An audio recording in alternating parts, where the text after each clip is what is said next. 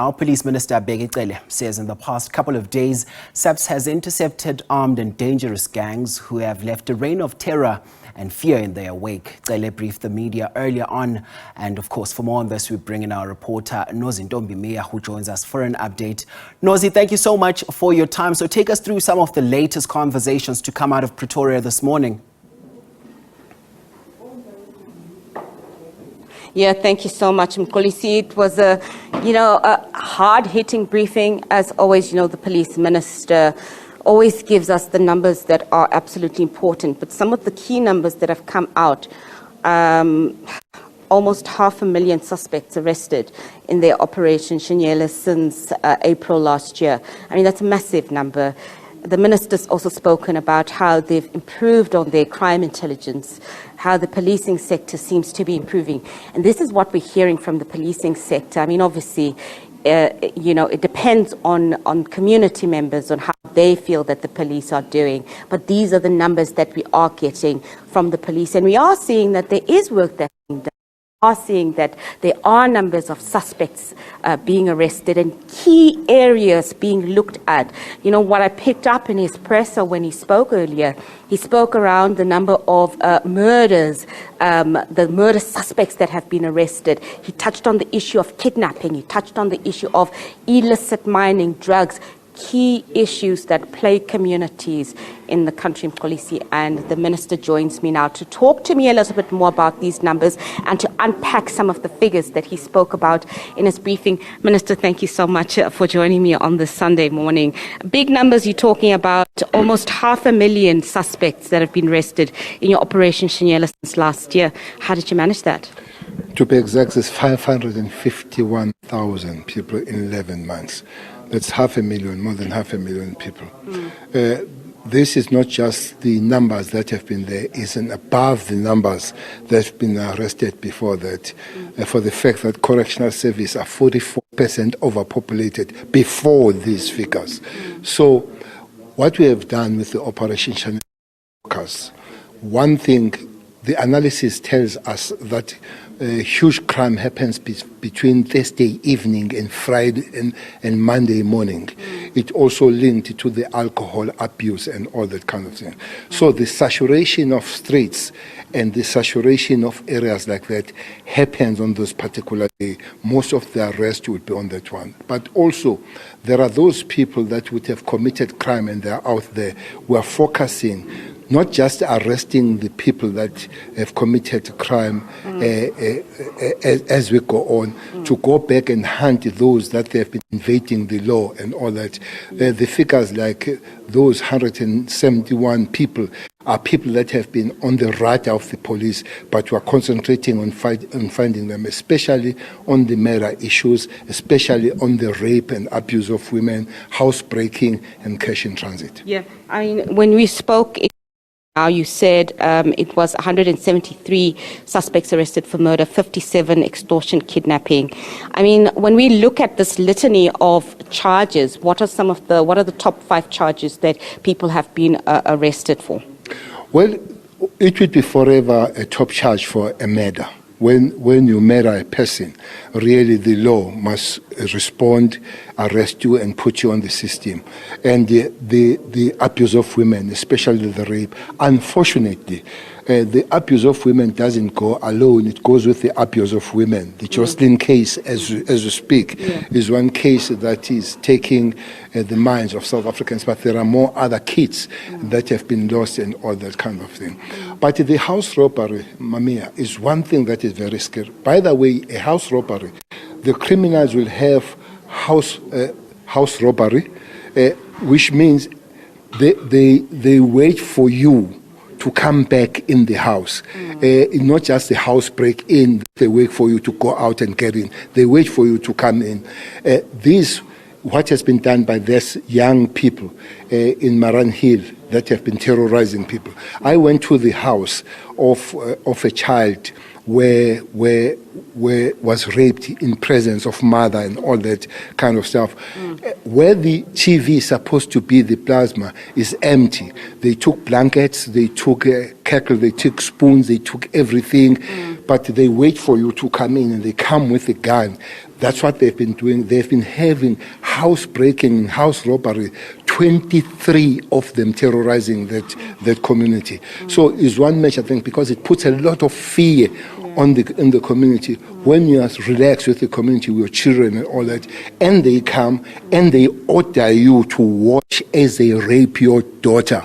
So those are the things that these kind of people, they do. So those that put a lot of fear, murder, rape, they remain really the priority of the South African Police Service responses. One of the other things that you spoke about when you're talking about reign of terror, you also spoke about the gangs and the gang syndicates in the Western Cape. And well, Western Cape is known, is very much famous of their kind of gangsters.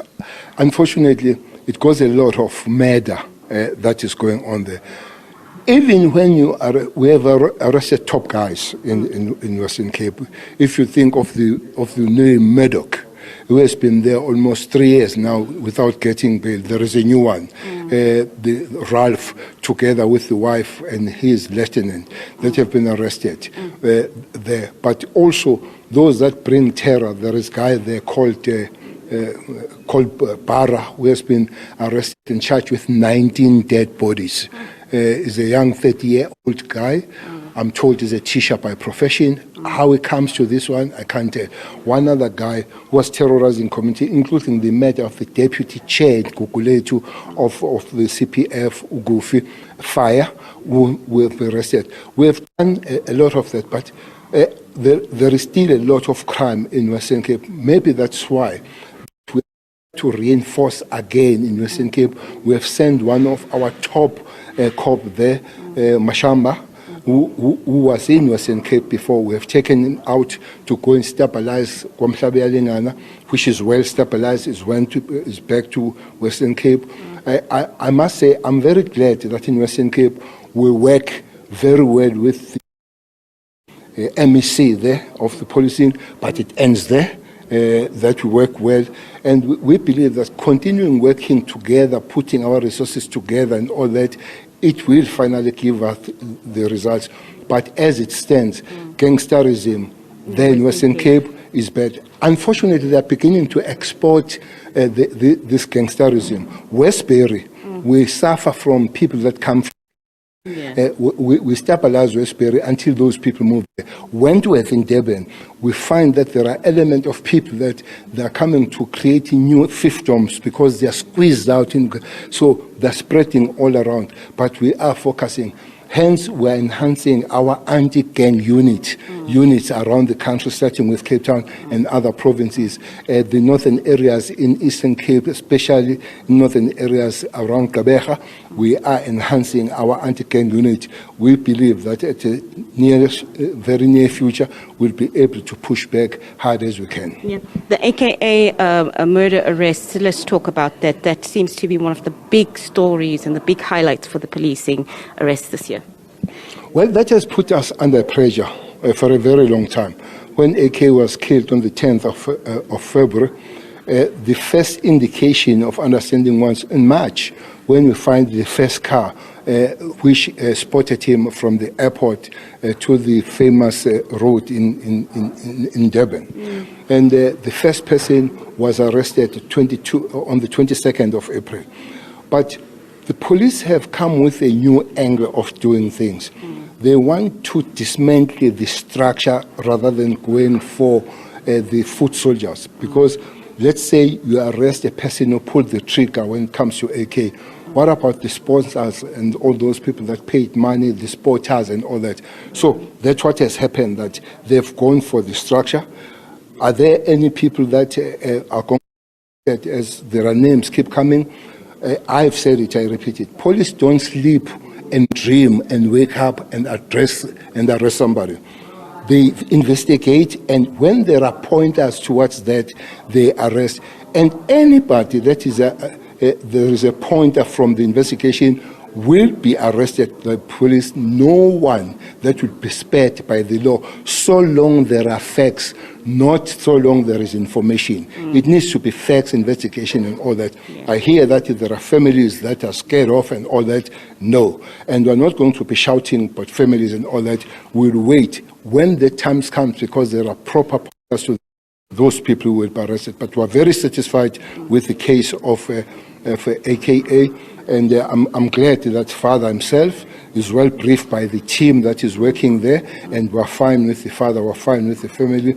We just believe that everybody, and the terms that have been used of mastermind and sponsors and all those will be dismantled. It's not only there where we have arrested the structure. At Fort Hare, we've arrested the structure of people that have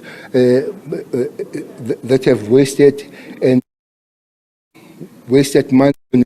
171 million has been really abused by the people that are supposed to protect the money. Not only that, Nongoma, we have arrested the structure there. Is the only town I know where the manager, municipality manager, or the manager of supply chain are all arrested. And it does look like it started with the investigation of the matters of the councillors and all that. So I really come in with the dismantlement of this kind of organized crime around these areas. Yeah. Speaking of organized crime and getting police to dismantle them, two crimes that seem to be on the rise or seem to be hovering and circling are the crimes of the kidnappings, as well. Yes, they've always been around, but it's never been to the extent that we saw last year. How is police dealing with that? Well, illicit mining, more than 3,000 people have been arrested. We have given even the nationalities that South Africans, Zimbabweans. Looks like everybody comes here to do that. We have arrested. What we haven't said is that we have moved even in the middle, because about 10 people who are driving top cars, living in one of the best life here, are in court as we speak, who they are the second tier of getting these illicit found kind of stones, and they sell them. We have arrested 10 of those people. Unfortunately, the bigger number on them are Zimbabweans. But illicit mining, we have taken that right in confrontation with it. Very fortunately, have found some resources from the Mali called Kara. That is the money that is confiscated from crime, and it pays back to the crime fighting enforcement laws to fight the crime and all that. So if you look around, is one area where the integration of the law enforcement and the soldiers is working. We have really gone there. Yes, they are still there, but they are not present as they would be during the Rivali time and all those kind of things, Kagiso and all. We have pushed back on those particular areas. Kidnapping is a problem, is a new crime in South Africa, but we are having and crime intelligence kind of led operation on that one. And I think we're beginning to respond. One good one is the Northwest, where the cousins last week were rescued without payment of any form of ransom. We think is a new case, but I think we're beginning to respond to it. You know what you said in the briefing earlier about breaking down the nationalities of those who are perpetuating the kidnapping crimes. I thought that was quite interesting. Who are the nationalities that you mentioned, and what picture does that paint? Well, South Africans, they believe, or they want to believe, that all crimes in South Africa are caused by the foreign nationals. We're a lot of our own criminals. I did say this, and I was ridiculed, especially in the social media, that I said South Africans are criminals. It cannot be everybody, but we've got a big number of that. The last number I checked is not a very new number. When I asked, out of 144,000 would be in our correctional service, I was told that between 14,000 of the foreign nationals, which means the bigger number still remains South Africans. Even the breakdown here are more than that.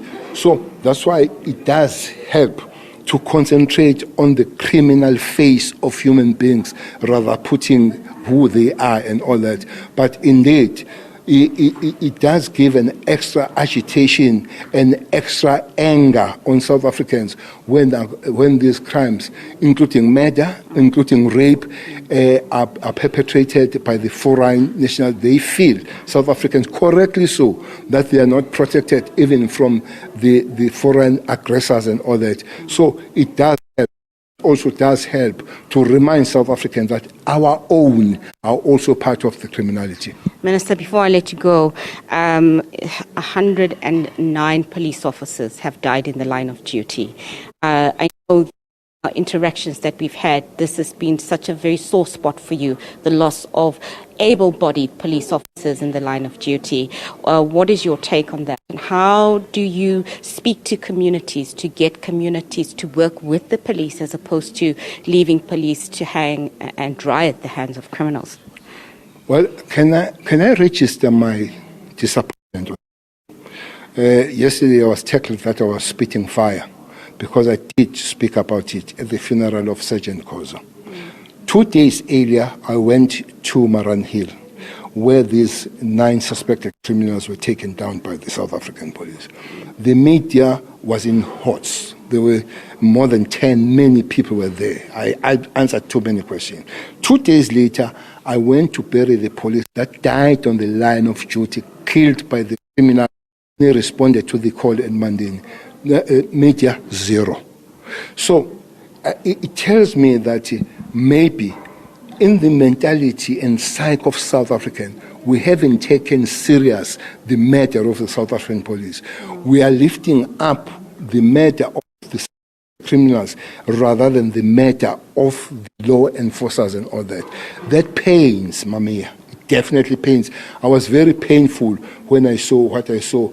Is a young police, 37 years old. The old child that was sitting in the lap of the aunt is 12 years. The youngest is 6 years. But are not giving that picture, only giving the picture of criminals that have been taken out.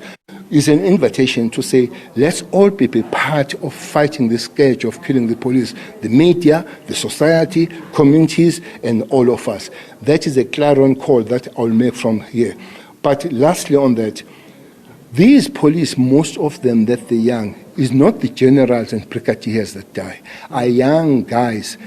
I remember that in December I buried a 26-year-old who was just a second year on the field.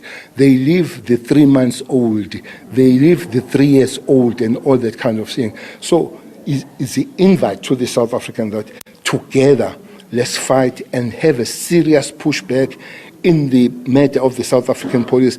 But the general in South Africa is one thing that we'll have to fight together. The rape in South Africa, abuse of women, the fear that is put on women when they are raped in their own houses, the car hijack, the house robberies, all those cases and the crime that put fear on the South Africans. Let's fight, let's work together and be together to make sure that we push back.